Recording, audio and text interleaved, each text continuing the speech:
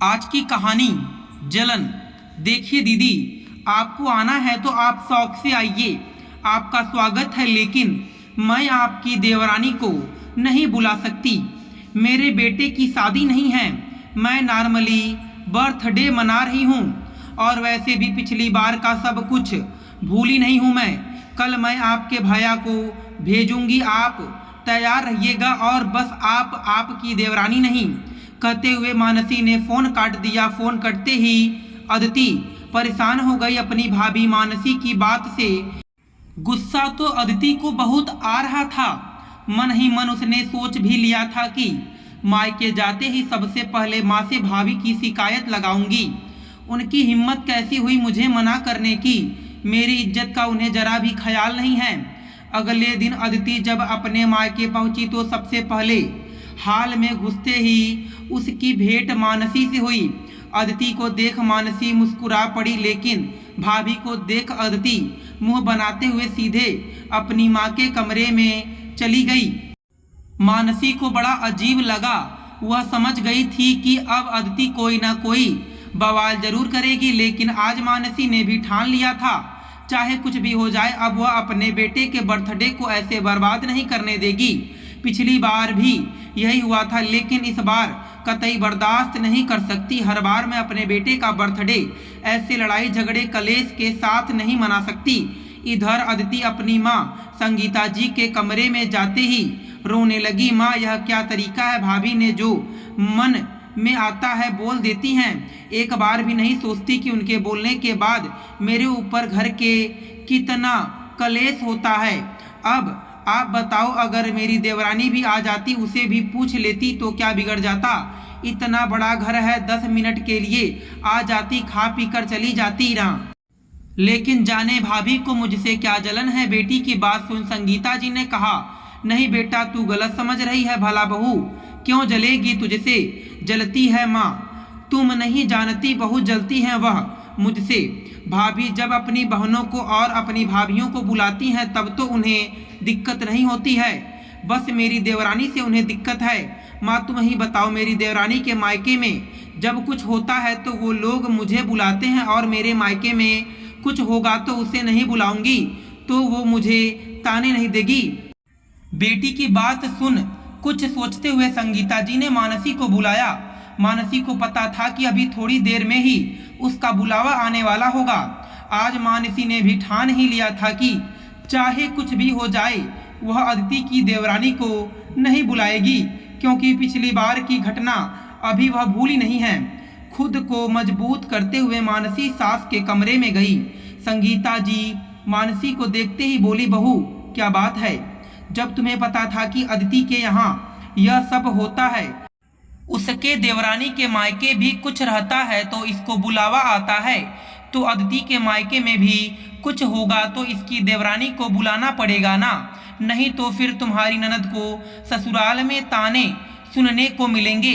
इसलिए तुम अभी के अभी फोन करो और माफी मांगते हुए इसकी देवरानी को आने के लिए बोलो, तब जाकर केक कटेगा। सास की बात सुन मानसी में एक नजर अदिति के ऊपर डाली, जो घूरते हुए गुस्से में मानसी को देख ही रही थी। कुछ सोचते हुए मानसी ने कहा, माँ जी माफ करिएगा, मैं अपने बेटे का बर्थडे कर रही हूँ, उसकी शादी नहीं जो लोगों को भीड़ इकट्ठा करूँ।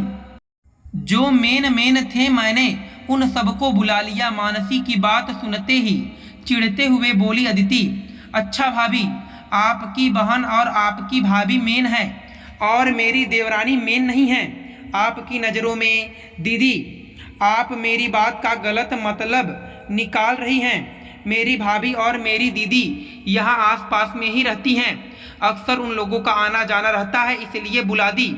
और वैसे भी माँ जी, पिछली बार क्या हुआ था पता है ना आपको?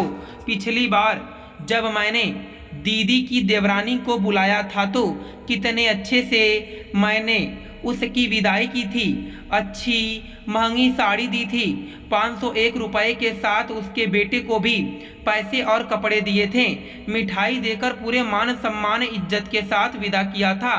इससे ज़्यादा कोई क्या करेगा? छोटा सा जन्मदिन ही तो था, ना मेरे बेटे का। लेकिन इसके बावजूद भी दीदी ने कोई कसर नहीं छोड़ी मुझे बेइज्जत करने की। सबके सामने मुझे कितना जलील किया, कितना कुछ सुनाया, भिखारी बाप की बेटी बनाया। भूल गई आप? मानसी की बात सुन संगीता जी चुप हो गईं। वैसे मानसी सही कर रही थी।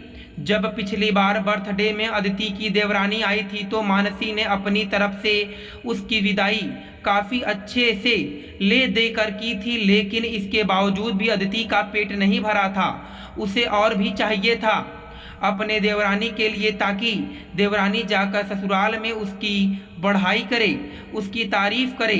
अब भला इतना कौन करता है जो मानसी कर दे।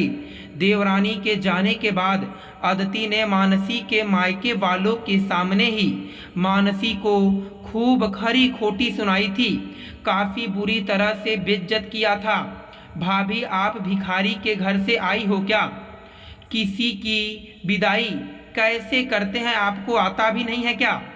एक साड़ी और 500 पकड़ाते हुए आपको शर्म नहीं आई? मेरी देवरानी है, जाकर ससुराल में क्या कहेगी कि कहने के लिए इतने बड़े घर के लोग हैं और देने के नाम पर भिखारी। मानसी भी बिल्कुल अदिति का बर्दाश्त नहीं करती थी, वह भी बोल पड़ी, दीदी आप अपनी देवरानी के मायके जाती हैं तो क्या लेकर आती हैं भाभी?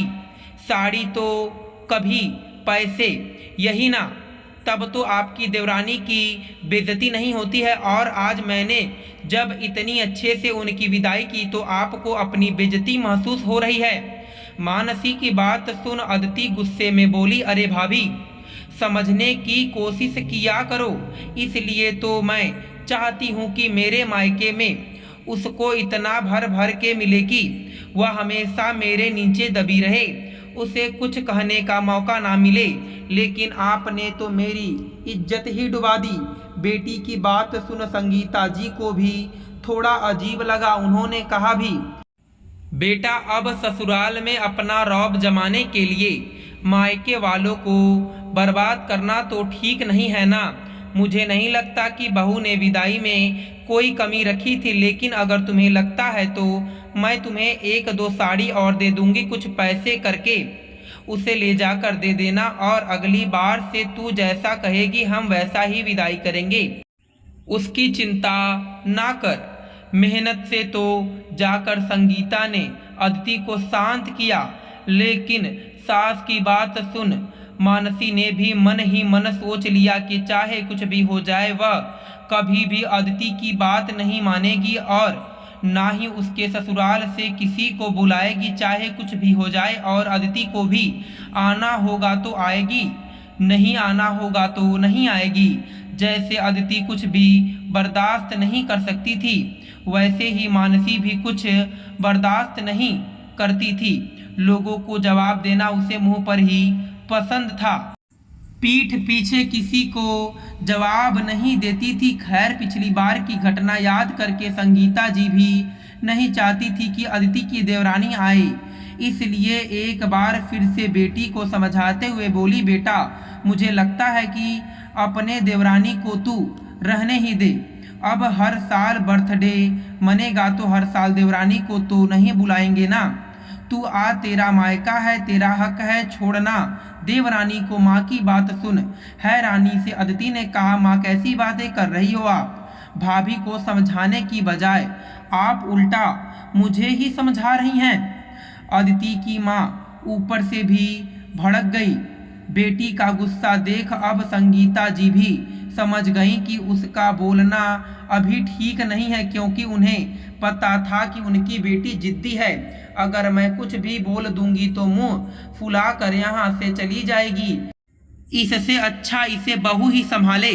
फिर भी एक और कोशिश करते हुए संगीता जी ने अदिति से कहा, बेटा देख अब यह बहू बेटे का बर्थडे है तो बहू की मर्जी, वह किसे बुलाएगी किसे नहीं बुलाएगी, और छोटे मोटे बर्थडे में ऐसे सबको बुलाना ठीक नहीं है। और रही बात बहू के मायके वालों की, तो यह पास में ही रहते हैं, अक्सर आते जाते रहते हैं। तुम्हारी देवरानी तो हर कदम नहीं आती ना। हाँ कभी कुछ बड़ा करेंगे तो हम जरूर बुलाएंगे उसे। उस समय तुम जो भी कहोगी, जैसा कहोगी हम वैसा ही करेंगे।